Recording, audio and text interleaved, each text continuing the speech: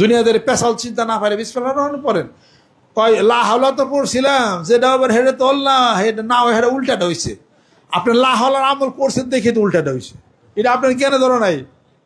আপনি কেমনি করে বুঝলেন যে লা হাওলা আমল করলে আপনার এইটাই হইতে হবে? মঙ্গল কার হাতে? আপনি যেহেতু লা হাওলা আমল পড়ছেন, অতএব এই মঙ্গল যা হবে আপনার জন্য আল্লাহ তাই ফয়সালা করবে। গরু হারিয়ে গেছে, লা হাওলার দোয়া পড়লাম, কত গরু তো পাইলাম না।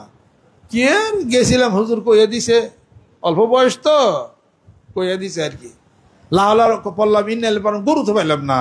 আপনি তো গরু পাইবেন না, ওরা আল্লাহ আপনার ভাগে গরু তো আল্লাহ রাখে নাই, আল্লাহ গরু রাখে নাই। লা হাওলা পড়লেও গরু পাইবেন না, ইন্নাল রাজিন পড়লেও গরু পাইবেন না।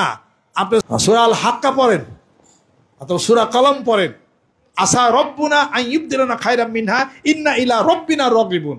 আল্লাহ পাক বলে দিছে তো আপনার কথা। এটা আমরা প্রশ্ন উত্তর দিয়ে দিছে। এটা বান্দা আমার কাছে চাবে, পাবে। যদি আমি তাকে সেটা না দেই, তার ভালোটা সে প্রাপ্ত হবে। তারপরে কোরআন খুলে এই আয়াতটা আপনি পড়েন নাই, তার সে ভালোটা দিব। আপনি লা হাওলা পড়ছেন, ইন্নাল্লাহ পড়ছেন, বিসমিল্লাহ পড়ছেন, আপনার লাল গায়ে হারিয়ে গেছে, ওটার সে ভালো আল্লাহর কাছে কিছু আছে না? কাজে আমল করছেন, ওটার পাইবেন না।